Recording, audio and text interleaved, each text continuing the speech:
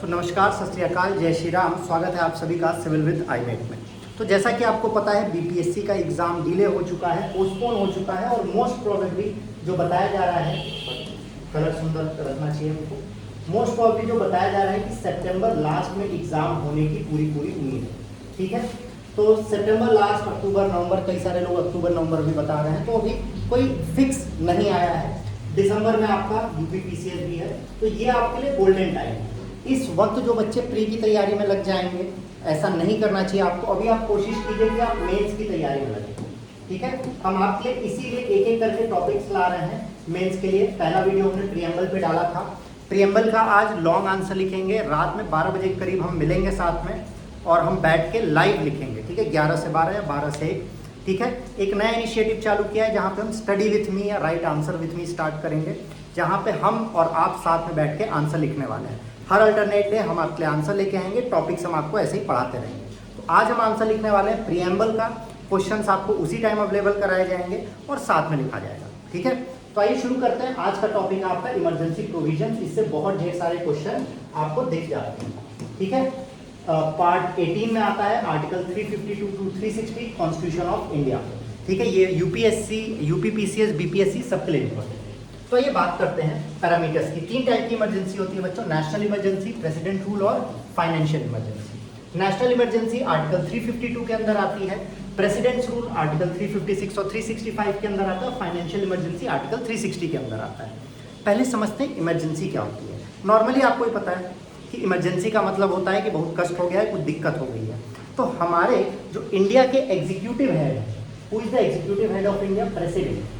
तो कई बार ऐसा होता है कि कंट्री के अंदर चीज़ें खराब चल रही होती हैं। सबसे पहले आपको जो नेशनल इमरजेंसी दिख रही है, नेशनल इमरजेंसी का मतलब होता है कि बाहर से कोई लड़ाई, वॉर कर दिया है, कोई एक्सटर्नल एग्रेशन हो गया, इसके कारण प्रेसिडेंट को लगता है कि अब हम काम करेंगे तभी होगा। ठीक है, दूसरा आपका आता है प्रेसिडेंट्स रूल। ये पीडीएफ आपको हमारे टेलीग्राम पे, आप हमारे टेलीग्राम पे फॉलो कर लें, सिविल विद आईमेट, वहाँ पे ये पीडीएफ आपको प्रोवाइड करा दी जाएगी। ठीक है, प्रेसिडेंट्स रूल आर्टिकल 356 एंड 365 में होता है। जब ऐसा हो जाता है कि प्रेसिडेंट को ये फिक्स हो जाता है या वहाँ के गवर्नर को कि जो कॉन्स्टिट्यूशनल मशीनरी है स्टेट की वो सही से नहीं चल पा रही है, मतलब स्टेट को जो कॉन्स्टिट्यूशन ने ऑर्डर दिया है वो फॉलो नहीं कर पा रहा है, तो गवर्नर प्रेसिडेंट से बोलता है कि भैया देखिए यहाँ काम नहीं हो पा रहा है, थोड़ा सा आप ओवरटेक करिए। तो उस केस में लगता है आपका प्रेसिडेंट रूल। और तीसरा है फाइनेंशियल इमरजेंसी। फाइनेंशियल इमरजेंसी, आप जितने बच्चे तैयारी कर रहे होंगे, आप सभी के लाइफ में फाइनेंशियल इमरजेंसी होगी कि पैसा नहीं है, काम करना है, पढ़ना है, कैसे काम होगा, उस केस में फाइनेंशियल इमरजेंसी लगती है। तो आइए आज इन सभी को एकदम अच्छे से डीप में पढ़ते हैं। तो नेशनल इमरजेंसी की बात करते हैं, तो इसके ग्राउंड क्या है। देखिए, आपको मेंस में आंसर लिखने के लिए पॉइंटर्स ऐसे ही बनाने पड़ेंगे। वॉर, एक्सटर्नल एग्रेशन और आर्म्ड रिबेलियन। इंटरनल डिस्टर्बेंस को, यहाँ पे पहले जो वर्ड था, यहाँ था बच्चों इंटरनल डिस्टर्बेंस। क्या था? Internal disturbance. इस इंटरनल डिस्टर्बेंस को चेंज किया गया किस अमेंडमेंट से? 44th अमेंडमेंट से। क्यों चेंज किया गया?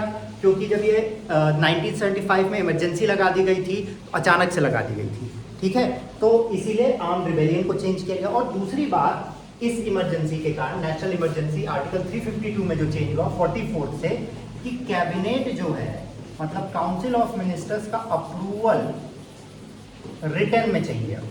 1975 में जो इंदिरा गांधी जी के समय इमरजेंसी लगी थी ना, उसमें उन्होंने काउंसिल ऑफ मिनिस्टर्स से कुछ नहीं पूछा था और इमरजेंसी लगा दी थी। तो उसके बाद से 44th अमेंडमेंट जब आया, उसके पहले 47 आया था, 44th अमेंडमेंट में ये कहा गया कि अब जब भी इमरजेंसी लगेगी, नेशनल इमरजेंसी लगेगी, तो काउंसिल ऑफ मिनिस्टर्स से रिटर्न लिखवाना पड़ेगा आपको, नहीं तो काम नहीं बनेगा। ठीक है, तो नेशनल इमरजेंसी आपका वॉर, एक्सटर्नल एग्रेशन और आर्म्ड रिबेलियन, ये आपसे पूछा जा सकता है। ठीक है, ये आप लिखेंगे तो बहुत ही इम्पैक्ट डालेगा मेंस में आपको। फिर अगला आता है अप्रूवल एंड मेजॉरिटी। 1 मंथ में आपको अप्रूव करना पड़ेगा और स्पेशल मेजॉरिटी से 2/3 of the people present and voting. फिर मैक्सिमम ड्यूरेशन इंडेफिनिट होता है, पर हर 6 महीने में आपको अप्रूवल कराना पड़ता है कि चलना चाहिए। इफेक्ट्स ऑन राइट्स, आर्टिकल 19 को सस्पेंड करता है, आर्टिकल 358 को, आर्टिकल 20 एंड 21 को कभी भी सस्पेंड नहीं किया जा सकता है। कमेंट में बताइए आर्टिकल 19 क्या है, 20 क्या है और 21 क्या है। फंडामेंटल राइट्स है, अगर फंडामेंटल राइट्स का वीडियो आपने नहीं देखा है तो हमारी प्लेलिस्ट में जाके देखिए, आपको ट्रिक्स के साथ सारी चीज़ें बताई गई। ठीक, इन्वोकेशंस क्या होता है, कितनी बार लगी है, 3 बार लग चुकी है। 1962 चाइना के साथ वॉर हुआ था, 1971 पाकिस्तान के साथ हुआ था, और 1975 इंदिरा गांधी ने लगाया था, जब 42nd अमेंडमेंट आया था और फिर 44th अमेंडमेंट से इतनी चीज़ें चेंज की गई। फिर आपका आता है presidents rule. Presidents rule article 356 और 365 में लगता है। कैसे याद करेंगे कि स्टेट में प्रेसिडेंट 365 दिन रूल करेगा, स्टेट में प्रेसिडेंट 365 दिन रूल करेगा, और इसी से आपको क्या याद हो जाएगा, प्रेसिडेंट्स रूल कब लगता है स्टेट में। तो failure of the constitutional machinery in state, governor बोलता है कि यहाँ पे सही से काम नहीं हो पा रहा है तो प्रेसिडेंट रूल लगा देते हैं। ठीक है, 2 महीने के अंदर अप्रूव करना पड़ता है और सिंपल मेजॉरिटी चाहिए। ठीक है, सिंपल 50%, 3 साल मैक्सिमम लगा सकते हैं। फंडामेंटल राइट्स पे कोई इम्पैक्ट नहीं होता है। 120 बार लग चुकी है और बिहार में 8 बार लगी है।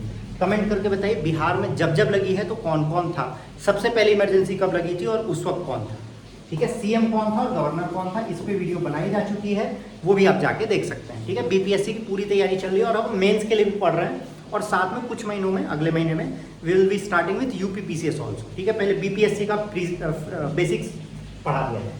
फिर फाइनेंशियल इमरजेंसी आर्टिकल 360 से आती है। सुंदर सा कलर लेने की कोशिश में है। चलिए, ये थ्रेट टू फाइनेंशियल स्टेबिलिटी और क्रेडिट ऑफ इंडिया जब होता है कि पैसा नहीं बचा है, 2 महीने में इसका अप्रूवल करना होता है, इसमें भी सिंपल मेजॉरिटी चाहिए होती है। इनडेफिनिट होता है, कोई मैक्सिमम लिमिट नहीं है। फंडामेंटल राइट्स पे कोई डायरेक्ट इम्पैक्ट नहीं, और एक भी बार नहीं लगा आज तक। एक बार लगने वाला था बट हमारे गवर्नर उस वक्त जो मनमोहन सिंह थे उन्होंने बचा लिया। ठीक है, इसीलिए उनको कहा जाता है इज वेरी ग्रेट। चलिए आगे बढ़ते हैं। Article 352 and impact on rights. तो ग्राउंड्स आपको बता दिए, वॉर, एक्सटर्नल एग्रेशन और armed rebellion. Phrase internal disturbance, देखिए ये बात यहाँ पे आपको दी गई है। जो फ्रेज है, कौन सा फ्रेज भाई, वॉर और एक्सटर्नल एग्रेशन है, armed rebellion internal. Phrase internal disturbance जो कि पहले था, अभी आपको बताया गया, replaced by armed rebellion by 44th constitutional amendment 1978। दूसरी बात क्या आई थी, रिटन कैबिनेट एडवाइस, ये भी आपको बताया गया। Mandatory written recommendation required under article 352, world cabinet inserted by 44th constitutional amendment. तो ये सारे चेंजेस आए थे। ठीक है, अब आर्टिकल 356, 365 और 60 की बात करते हैं। आर्टिकल 356 कहता है कि प्रेसिडेंट रूल इंपोज होगा क्योंकि कॉन्स्टिट्यूशनल ब्रेकडाउन हो रहा है या कॉन्स्टिट्यूशन के हिसाब से काम नहीं कर रहा है। ये डिसाइड कौन करता है, ये डिसाइड करते हैं उस स्टेट के गवर्नर। तो जल्दी से हमें बताइए कि अभी बिहार का गवर्नर कौन है और यूपी के गवर्नर कौन है, और फर्स्ट गवर्नर कौन थे बिहार और यूपी के, कमेंट सेक्शन में बताइएगा। ठीक है, और non compliance with union directions maximum 3 साल तक रहेगा। Article 360 financial emergency, union can direct salary cuts for public servants and जजेस of supreme court, high court. तो ये भी कम किया जा सकता है पर आज तक लगा ही नहीं है कभी। आगे बात करते हैं। Article 359 empowers president to suspend enforcement of specified fundamental right. 20 और 21 कभी भी सस्पेंड नहीं होता है, ये आपको रट लेना है, कभी नहीं होता है। ठीक है, कौन कौन से की कॉन्स्टिट्यूशनल अमेंडमेंट आ चुके हैं इमरजेंसी से रिलेटेड, इस पे ध्यान देते हैं। थोड़ा सा इसको जूम किया जाए, कौन कौन से आए हैं। सबसे पहले 38 कॉन्स्टिट्यूशनल अमेंडमेंट 1975 में आया था, made emergency declaration non justiciable, कि अब आप उसको जस्टिफाई नहीं करना होगा, जुडिशियल रिव्यू के अंडर नहीं आएगा, इसको बाद में रिवर्स कर दिया गया। फिर 42nd कॉन्स्टिट्यूशनल अमेंडमेंट 1976, ये तो बहुत बड़ा बवाल था, इसको मिनी कॉन्स्टिट्यूशन कहते हैं, इसको पढ़ जरूर लीजिएगा। Why it is known as mini constitution, कई बार क्वेश्चन आया हुआ है। Allowed emergency to be restricted to specific regions of India, तो इसको हटा दिया गया। और फिर आया 44th constitutional amendment 1978, replaced internal disturbance with armed rebellion, mandatory written cabinet advice, reduced approval to 1 month, protected article 20 and 21। ठीक है, अब आइए कुछ केसेस की बात करते हैं बिहार से रिलेटेड। ठीक है, प्रेसिडेंट्स रूल इम्पोज इन बिहार 8 टाइम्स। सॉरी, पहली बार लगा था जून 29, 1968, सीएम थे भोला पासवान शास्त्री, ट्रिक आपको बताई गई है। फिर एसआर बोमाई केस 1994 में, supreme court establish judicial review on presidents rule, जो कि यहाँ पे था और इसको हटाया गया। ठीक है, और आज के लिए आई थिंक इतना ही। आइए कुछ क्वेश्चंस कर लेते हैं, कुछ क्वेश्चंस कर लेते हैं। ठीक है, 3 क्वेश्चन हैं, 3 ही क्वेश्चन है, 3 ही लेके आए। विच amendment replaced internal disturbance with armed rebellion in article 352, आपको पता है 44th constitutional amendment 1978। 86 constitutional amendment 2002 क्या था, 42nd हमने आपको बता दिया है, 38 बता दिया है। 86 कमेंट करके बताइए 86 कॉन्स्टिट्यूशनल अमेंडमेंट क्या था और किस लिए था।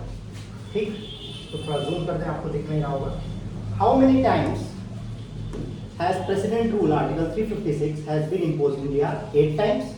ठीक है, पहला कब था? जून 1968, भोला पासवान शास्त्री थे सीएम। गवर्नर कौन था ये बताइए भाई, गवर्नर कौन था फिर?